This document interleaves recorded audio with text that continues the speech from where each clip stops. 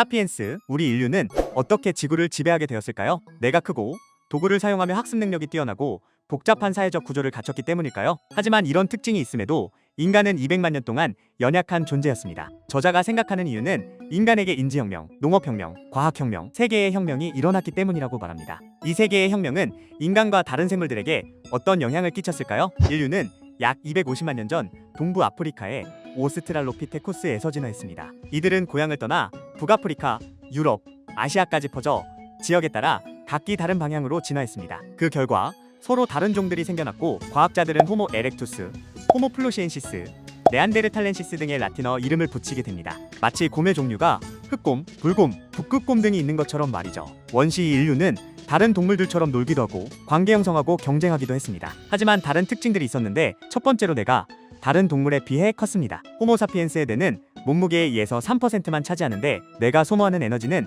신체가 휴식 상태일 때 전체의 25%를 소모합니다. 반면 다른 유인원의 뇌가 소모하는 에너지는 신체가 휴식 상태일 때 전체의 8%에 불과합니다. 원시 인류는 뇌가 커짐으로 인해 식량을 찾아다니는데 더 많은 시간을 써야 했고 근육이 퇴화하게 되었습니다. 인류의 또 다른 특징은 직립보행이었습니다. 이동하는 데 두 발만 사용하기 때문에 두 팔은 도구를 사용하는 등 할 수 있는 일이 많아졌고 그 결과 손바닥과 손가락에 신경이 집중되고 섬세한 근육을 가지게 되었습니다. 하지만 이런 특징들로는 먹이사슬의 정점에 오르기엔 역부족이었습니다. 인류가 먹이사슬의 정점에 오르게 된 계기는 바로 불을 다룰 수 있게 된 것이었습니다. 불은 밤에 춥지 않도록 온기를 제공했으며 포식자에게 대항할 수 있도록 만들어주었습니다. 하지만 불이 했던 가장 좋은 역할은 음식을 익히는 일이었습니다. 음식을 익힐 수 있게 되자 소화할 수 없는 밀, 쌀, 감자 등이 주식이 되었고 음식의 세균과 기생충을 죽이며 소화도 훨씬 쉬워지게 됩니다. 사피엔스의 또 다른 성공 비결은 바로 인간에게만 지닌 고유한 언어에 있습니다. 물론 다른 동물들도 의사소통을 합니다.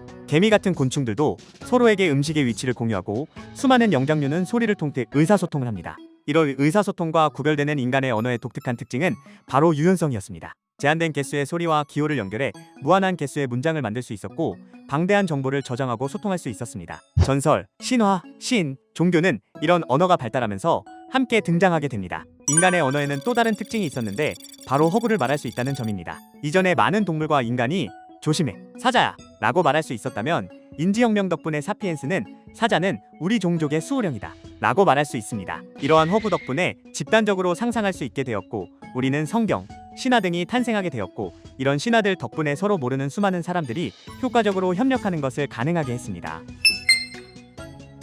인지혁명 이후 상황은 대략 1만 년 전 달라지게 됩니다. 바로 농업혁명입니다. 사피엔스는 농사를 짓기 시작했는데 이때부터 거의 모든 시간과 노력을 농사에 쏟아부었습니다. 이렇게 농사를 지으면 많은 과일과 고기를 얻게 되리라고 생각했던 것입니다. 그렇다면 농업은 어떻게 시작되었을까요? 오늘날 학자들은 농업은 세계 각 지역에서 독자적으로 생겨났다고 생각하고 있습니다. 중미 지역에선 옥수수와 콩물을, 남미 지역에선 감자를, 유기시 사람들은 사탕수수와 바나나를 재배하는 등 사피엔스는 자신의 필요에 맞도록 작물화시켰습니다. 반대로 남아프리카에서는 농업혁명이 일어나지 않았는데 그 지역의 식물과 동물은 작물화나 가축화에 맞지 않았기 때문입니다. 농업혁명 덕분에 인류의 식량 총생산이 확대된 건 맞지만 식량의 총생산이 늘어났다고 해서 더 나은 식사를 먹거나 더 많은 여유시간을 가지지는 못했습니다.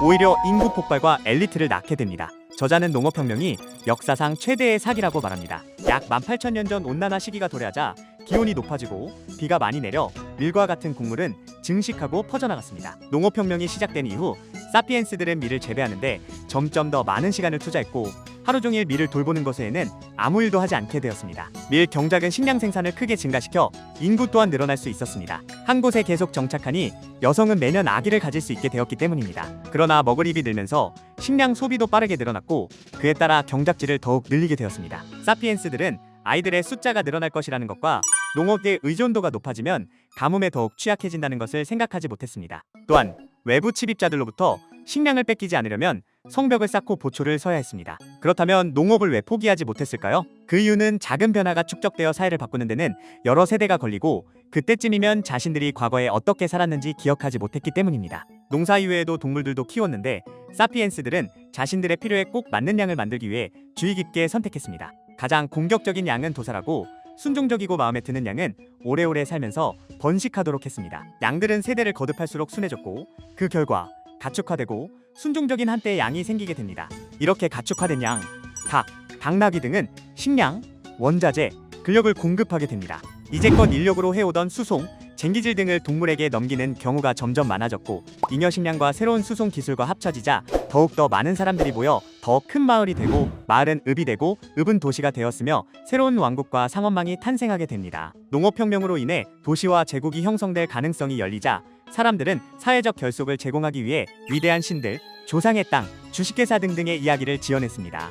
사피엔스의 상상력은 거대한 협력의 네트워크를 만들어주는 매개체였습니다. 고대 메소포타미아에서 진 제국과 로마 제국에 이르는 모든 협력망은 상상 속의 질서였는데 사회적 규범은 타고난 본능이나 개인적 친분이 아니라 공통의 신화에 대한 믿음의 바탕을 두고 있었습니다. 그렇다면 사람들도 하여금 기독교나 민주주의, 자본주의 같은 것을 믿게 만드는 방법은 무엇일까요? 첫 번째로는 그 질서가 상상의 산물이라는 것을 인정하지 않아야 합니다. 사회 질서는 신이나 자연법에 의지 창조된 객관적 실제라고 말해야 하며 두 번째로는 사람들을 철저히 교육시켜야 합니다. 아이들이 태어나면 상상의 질서 원리들을 끊임없이 주입시켜야 합니다. 상상 속의 질서가 자신들의 상상 속에서만 존재한다는 사실을 숨기는 주된 요인은 세 가지입니다. 첫 번째, 상상의 질서는 물질 세계에 깊숙이 뿌리내려져 있습니다. 대부분의 서양인들은 개인주의입니다. 예를 들어 같은 반 학생이 놀리면 무시해야 한다고 배웁니다. 자신의 진정한 가치는 자기 자신만이 아는 것이라고 생각하기 때문입니다. 서양인들의 집은 여러 개의 작은 방들로 나뉘어져 있는데 어린이들도 개인 방이 있습니다. 반대로 중세귀족은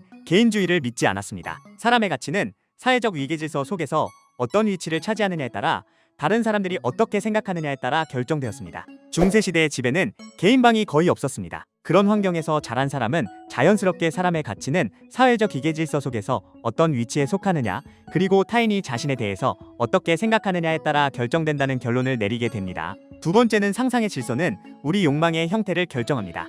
사실 사람들이 가장 개인적 욕망이라고 여기는 것들조차 상상의 질서에 의지 프로그램된 것입니다. 해외에서 휴가를 보내고 싶다는 욕망은 사실 자연스럽지 않습니다. 침팬지는 다른 영토로 휴가 갈 생각을 하지 않습니다. 오늘날 사람들이 여행 가는데 돈을 쓰는 이유는 낭만주의적 소비지상주의를 신봉하기 때문이라고 말합니다. 세 번째는 상상의 질서는 상호주관적이라는 점입니다.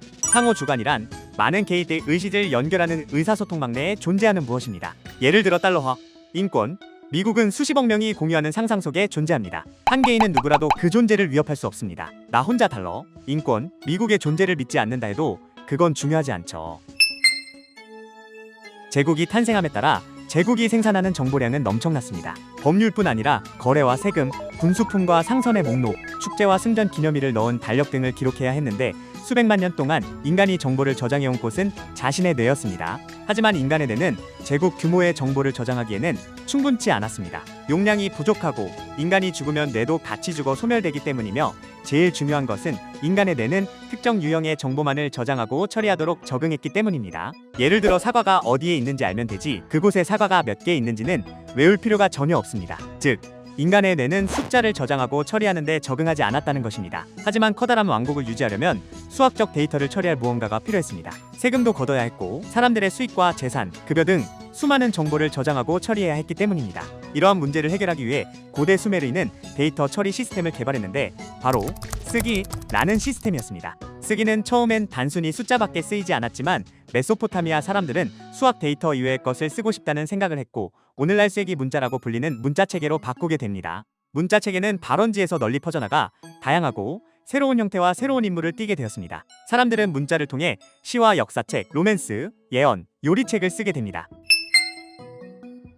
역사에는 방향성이 있을까요? 저자는 있다고 말합니다. 오랜 시간 동안 작은 문화들이 뭉쳐 복잡한 문명으로 변했고 그래서 세계의 문화 개수는 적어지는 동시에 각각 문화는 더 크고 복잡해졌습니다. 뉴욕의 증권중개인에서 아프가니스탄의 양치기에 이르기까지 다양한 생활 방식들과 사람들 모두 밀접히 연결되어 있으며 서로에게 많은 영향을 미칩니다. 어느 것 하나 독자적으로 발달하거나 외부의 영향을 받지 않은 문화란 없습니다. 가장 대표적인 예시는 민소요리입니다. 우리는 이탈리아 식당에서는 토마토 소스를 넣은 스파게티를, 폴란드와 아일랜드 식당에서는 감자를, 아르헨티나 식당에선 수십 종의 스테이크 중 하나를 고를 것을, 인도 식당에선 거의 모든 음식에 매운 고추가 들어갈 것을 예상합니다. 하지만 이 중 어떤 음식도 이들 국가가 원산지는 아닙니다. 사피엔스는 사람을 우리와 그들로 나눠서 생각했었습니다. 우리란 내 주위에 있는 집단을 말했고 그들이란 그 외의 모든 사람을 말합니다. 하지만 인지혁명 이후 호모 사피엔스는 처음 보는 사람들과 협력하기 시작했습니다. 그렇게 협력하기 시작하고 보편적 질서들이 등장했는데 최초로 등장한 보편적 질서는 화폐였고